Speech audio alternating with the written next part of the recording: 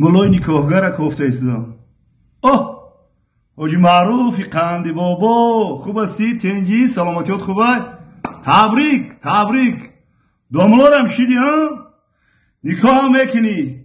خیلی آسونی آوردی به مردم. через اینترنت نکاح میکنی ها؟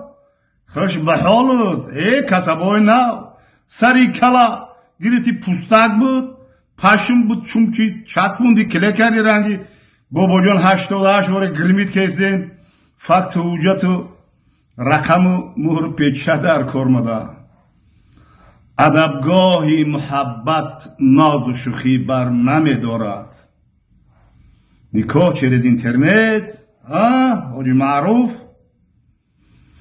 بعدی که من کرچوک دا زدسپیتت کردم کو با بسیار گپا شیره و شربت دارد میگم.